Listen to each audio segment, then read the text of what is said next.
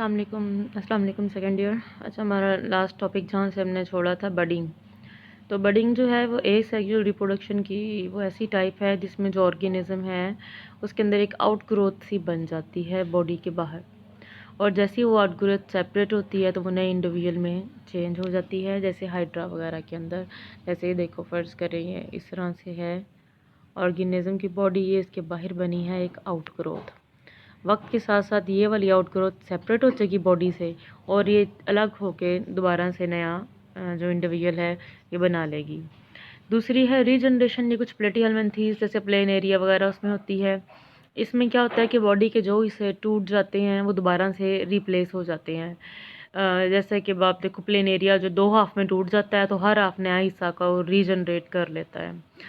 इसके अलावा मतलब रिबल्ड जो दो हिस्से टूटे होते हैं हर हिस्सा अपना अपना नया पार्ट जो है वो बना लेता है। जैसे प्लेन एरिया में क्या होता है, प्लेन मतलब यहाँ जैसे एक कोई भी एनिमल की बॉडी वो दो हिस्सों में टूट गई है, हर हिस्सा अपना अपना पार्ट जो है नया डेवलप करा लेगा। इंटीरियर हिस्सा नीचे वाला हिस्सा डेवलप कर लेगा और नीचे वाला हिस्सा आगे वाला हिस्सा डेवलप कर लेगा।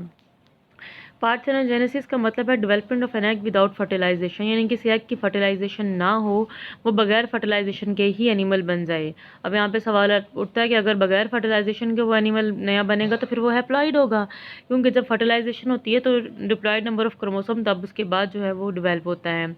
कुछ हनी बीज वगैरह के अंदर क्या होता है, जो क्वीन बी होती है, अगरचे वो स्पर्म तो रिसीव कर लेती है, लेकिन वो क्या करती है कि जो स्पर्म होते हैं उसकी बॉडी के एक पाउच में स्टोर होते हैं।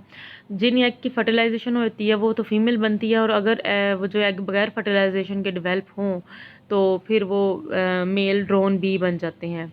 ठीक है, तो the ability to lay egg that have not been fertilize, यानी उसके अंदर एबिलिटी होती है कि ऐसे एग भी वो ले कर सकती है जो फर्टिलाइज ना हो, क्योंकि स्पर्म को अलग पाउच में रखती है। तो कुछ एग की फर्टिलाइजेशन वो कर लेगी, कुछ की नहीं करेगी, और अगर फर्टिलाइजेशन के बगैर एग होंगे तो वो मेल होंगे। ठीक है, तो ये पार्थेनोजेनेसिस से जो मेल मतलब हनी बी वगैरह है ये प्रोड्यूस होती है, ड्रोन जिसको बोलते हैं, अनफर्टिलाइज्ड एग से जो है वो डेवलप होते हैं। अच्छा बच्चे, इसके अलावा आता है कि हैप्लॉइड एग डेवलप ऑफस्प्रिंग, तो फिर डेफिनेटली वो हैप्लॉइड होगा, लेकिन सम टाइम डिप्लॉयड पार्थेनोजेनेसिस भी होती है जैसे एफिड्स वगैरह के अंदर। इस प्रोसेस में क्या होता है, egg producing cell of female undergo, यानी उसके अंदर फिर मॉडिफाई, यानी अगर डिप्लॉयड नंबर स्टोर करना है तो मियोसिस के दौरान जो नॉन डिस्जंक्शन हो जाती है, जिसमें जब दो यानी जब एक से दो या दो से चार हो रहे होते हैं तो उसमें जो आधे क्रोमोसोम एक सेल में जा रहे होते हैं वो सारे के सारी यानी नॉन डिस्जंक्शन के जरिए एक ही सेल के अंदर चले जाते हैं। तो फिर एग के अंदर डिप्लॉयड जो नंबर ऑफ क्रोमोसोम है वो डेवलप हो जाता है।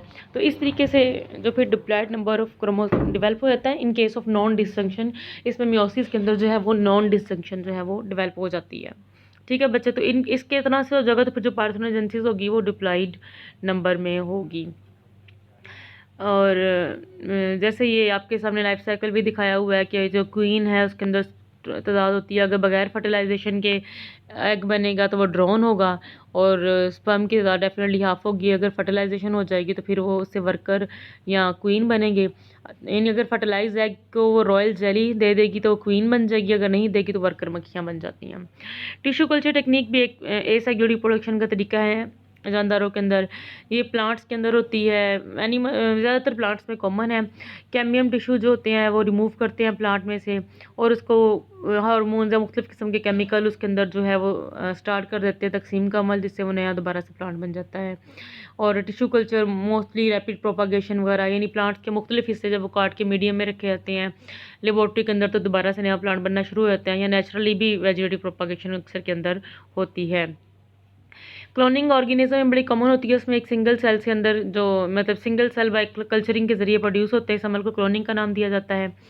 इस अमल में क्या होता है, स्पेशली अमंग वर्टिब्रेट्स में, यानी एक जो न्यूक्लियस है सोमेटिक सेल का निकाल लिया जाता है, और फर्टिलाइज एग का न्यूक्लियस निकाल के किसी भी सेल का आप चाहते हो कि जैसा एनिमल प्रोड्यूस हो उसकी बॉडी के सेल में से न्यूक्लियस निकाल कर फर्टिलाइज एग के अंदर रिप्लेस कर देते हैं।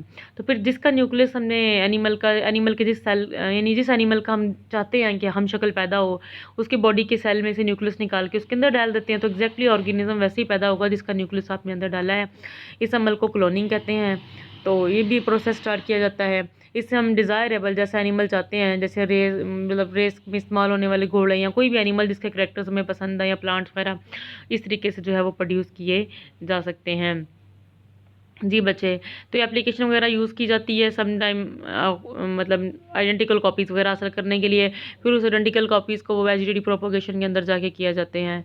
और क्वांटिटेटिव स्टडी भी सब्सटेंसेस की गई है, जिसमें हार्मोन वगैरह भी मुख्तलिफ सेल्स के अंदर इस्तेमाल किए जाते हैं, उनके अंदर रिप्रोडक्शन वगैरह के अमल या उनका इफेक्ट जो ड्रग पर है, उस चीज़ को स्टडी करने के लिए मुख्तलिफ तरीके की टेक्निक्स जो इस्तेमाल की जाती हैं लेबॉर्ट्री के अंदर। इसके अलावा क्लोनिंग के फ़ायदे भी हैं, जिससे आप डिज़ायर करैक्टर्स हासिल किए जाते हैं। आप केमिकल्स का इफेक्ट किसी एनिमल पे चेक करना चाहते हैं तो आप क्लोन शुदा एनिमल पे कर सकते हैं। लेकिन डिसएडवांटेज भी है कि उसके अंदर एनवायरनमेंट को बर्दाश्त करने की सलाहियत नहीं होती है, क्योंकि आप जिस सेल से भी न्यूक्लियस लेंगे वो अपनी आधी लाइफ तो गुजार चुका होता है। तो फिर हर सेल के अंदर तकसीम होने की मखसूस ताकत होती है, तो फिर वो उसकी लाइफ जो है वो बहुत कम होती है। दूसरा, उसके अंदर न्यू करैक्टर यानी क्रॉसिंग ओवर से नए कम्बिनेशन ऑफ करैक्टर नहीं पैदा होते, तो वो इन्वायरमेंट के हैज़र्ड को ज़्यादा बर्दाश्त नहीं कर सकता, इन्वायरमेंट उस पर बैडली इम्पैक्ट करती है। और the degree to which environment influence ये भी अननोन है कि कहाँ हद तक वो लोग कॉलोनिंग में असरअंदाज हो सकता है नहीं है।